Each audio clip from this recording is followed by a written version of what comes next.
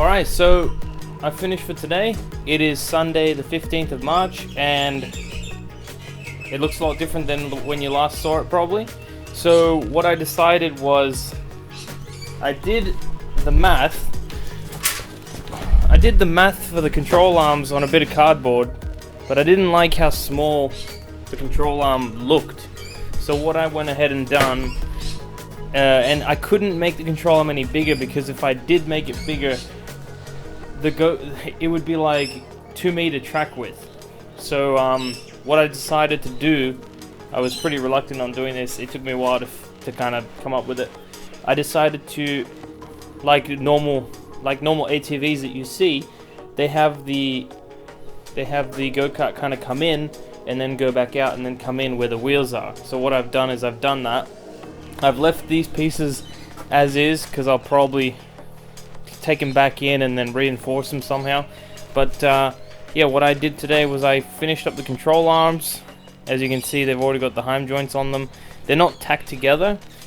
And the way I attached these control arms is I rounded these nuts off and I hammered them into these tube, so then it just screws in. So what I have to do is I have to go ahead and drill 2 holes on every control arm and then just spot weld so that thread doesn't move around in there. But yeah, so I was able to make this go in, which means I was able to make these control arms longer. I had to lengthen that one, this one, and I do want 15 degrees. I think they call that KPI. But the awesome thing about these heim joints is I can adjust it about 1 inch in or out. So we've got full adjustment of the suspension system this way. I just have to figure out how to make adjustment this way. I had to kind of massage these A-arms because, you know, they didn't come out perfect.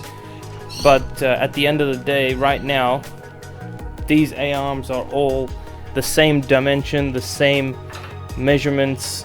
They're all identically the same, which is really good. But yeah, there you go. So what I'll do next is I'll probably mount the brackets, then mount these. Also, I don't think this will get in the way because, one sec, let me put this down. I don't think this will get in the way because if you take a look, I don't think we're going to get that high. And we still got room to go. So it's very unlikely it's going to go that high. It'll probably go that high to like the max. Or not even actually.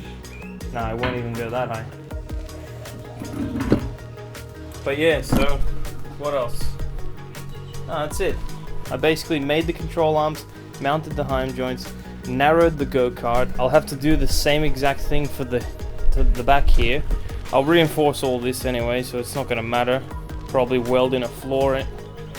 So, you know, a few cross beams, weld in a floor. I don't think it'll be any weaker.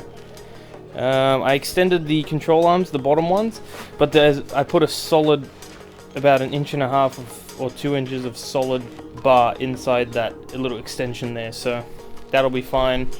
If we break stuff, we break stuff. So next, we want to get the seating position, get the motor in.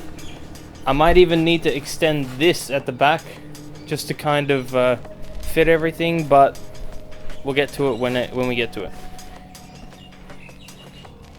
I'm really happy about this. Oh, one more thing. Let's see, legroom. Legroom is not bad. I can kind of, room for a clutch, room for brake, room for accelerator pedal. There's room for all 3. And then that's cool because I might work the dashboard off this. I don't know, we'll see. Alright, thanks for watching.